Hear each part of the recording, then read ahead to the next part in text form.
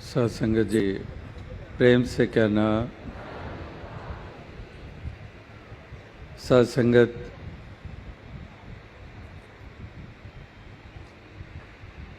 आज आप सभी जैसे कि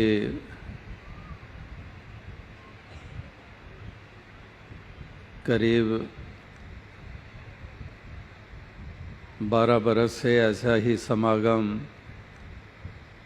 दिल्ली में इस रूप में मनाते आ रहे हैं, जहाँ पर हर बरस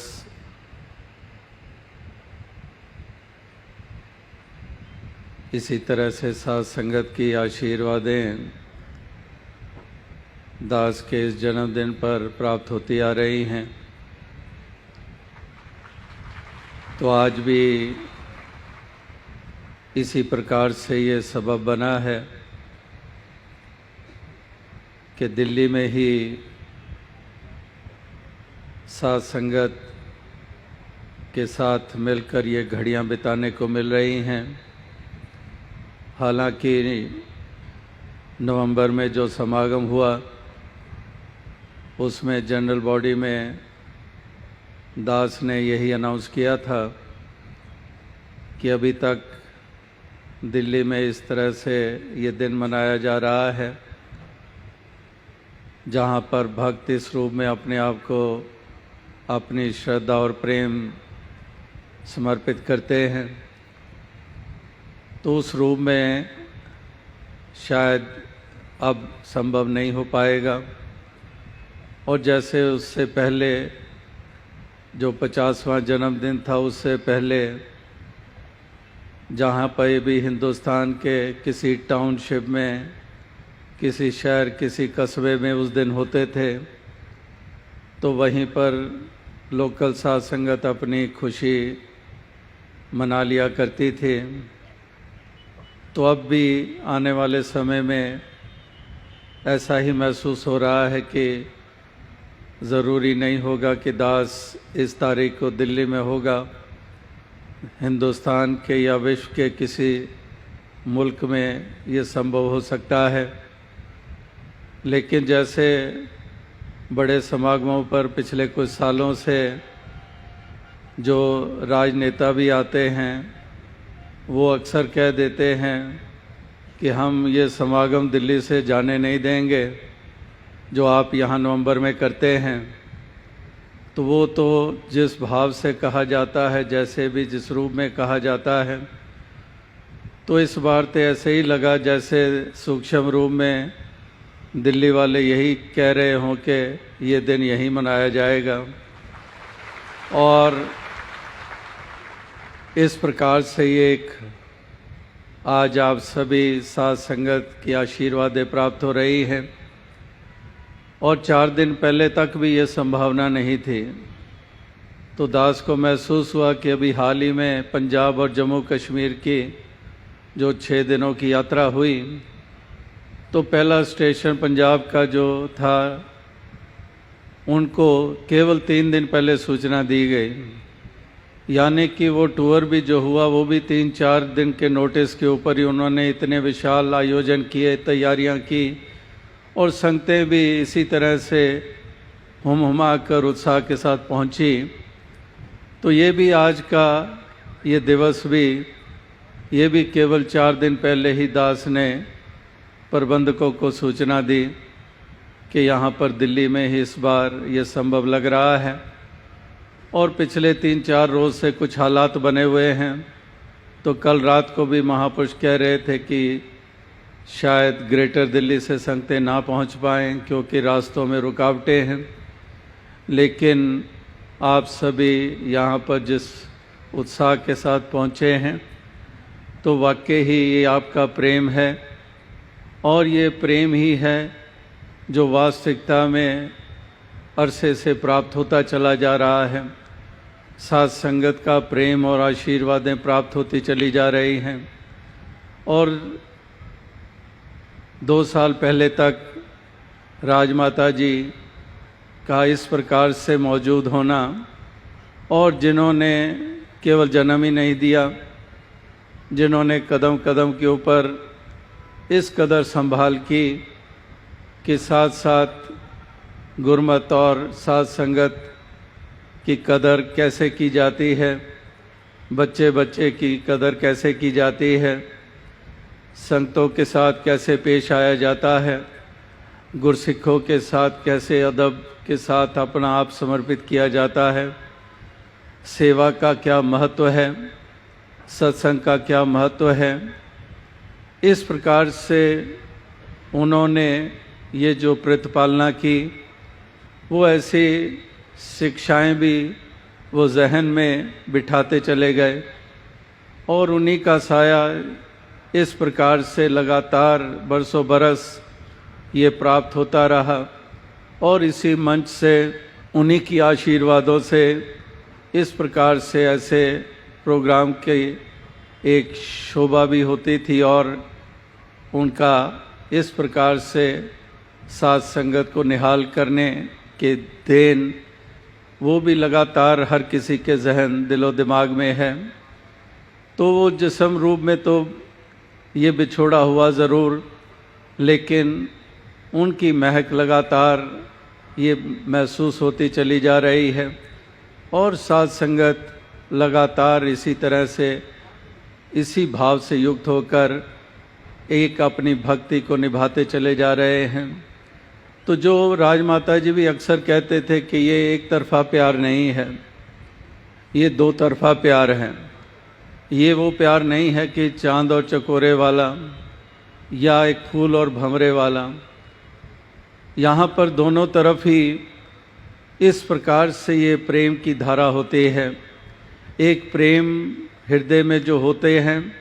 उसी प्रेम के तहत एक दूसरे पे निछावर हुआ जाता है,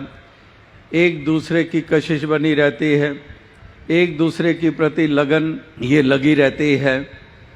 तो उसी में ही जैसे तमाम भक्तजन संतजन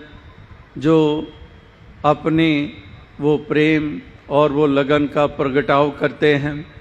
तो दास भी यही कहता है कि दास को भी इसी तरह से महसूस होता है। और क्योंकि ये जिम्मेदारी दास को इस रूप में दी गई और दास सोच रहा था कि जब ये जिम्मेदारी 1980 में दी गई तो उस वक़्त 2 पहले था, 6 बाद में था और अब 6 पहले हो गया है, 2 बाद में हो गया है। यानी कि उस वक़्त दास 26 बरस की उम्र का था और अब 2 पीछे हो गया और 6 आगे लग गया, 62 हो गया है। और ये चश्मा भी कुछ बता ही रहा है। और इस प्रकार से ये 26 बरस से 62 बरस तक पहुंचने की यात्रा, इसमें लगातार एक जितना कुछ हो पाया है, जितना कुछ करना चाहिए था दास नहीं कर पाया। और लेकिन साथ संगत के अकीदे और विश्वास और इनके उत्साह लगातार स्थान स्थान पर देखने को मिले हैं। और दास जो बात कर रहा था कि वो प्रेम जिसके तहत संगतें उमड़ उमड़ कर आती हैं,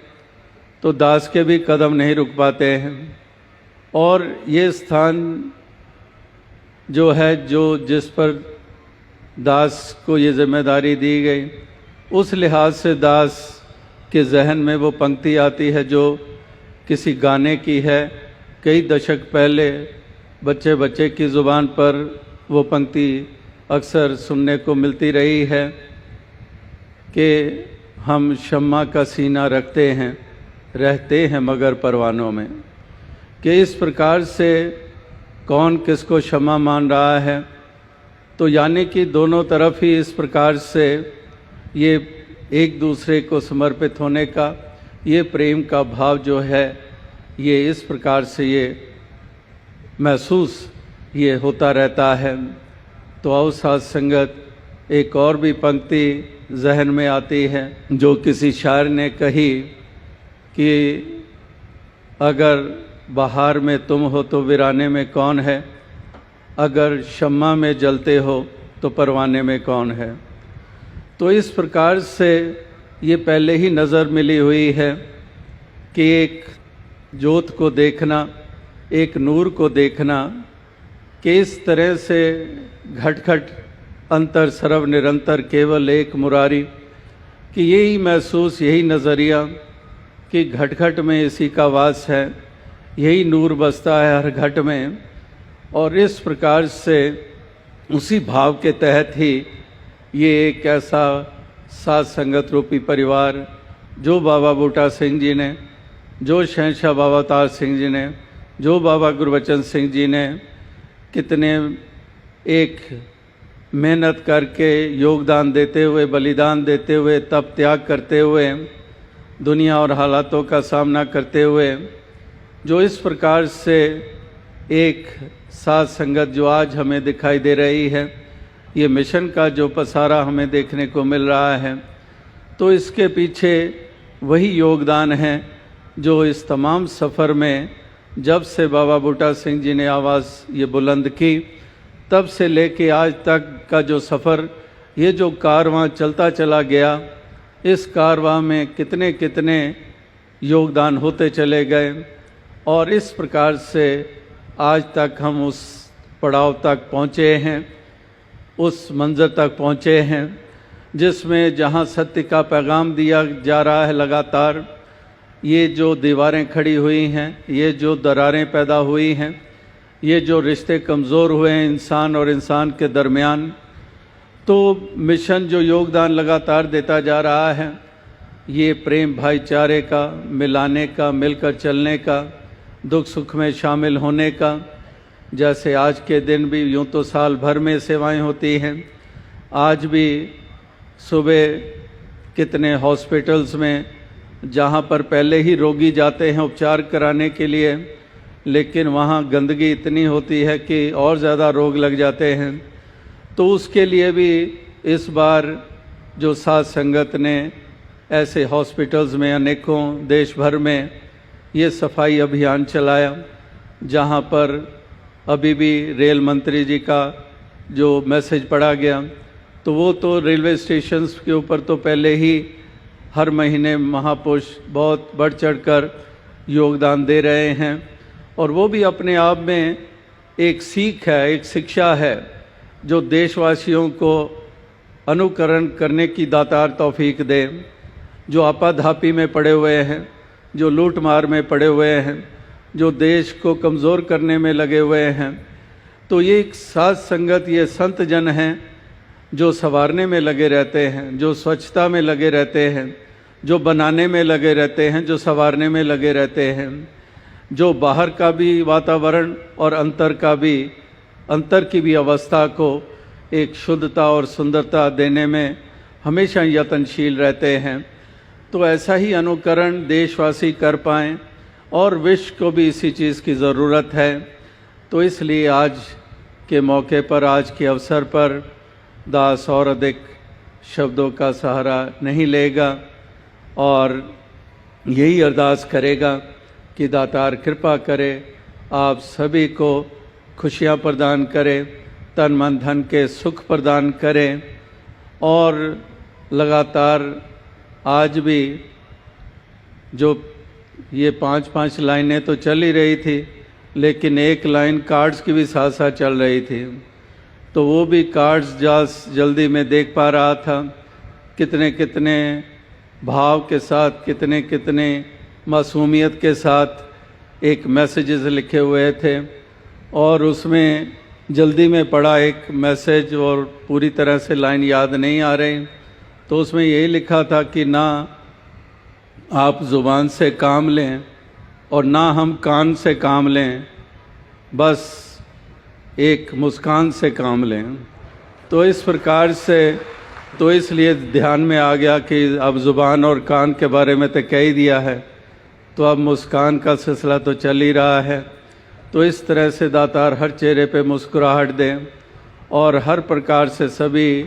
एक खुशियों के साथ, आनंद के साथ अपनी जिम्मेदारियां भी निभाते चले जाएं, अपनी भक्ति भी ये निभाते चले जाएं। तो यही एक अरदास, यही शुभकामना है।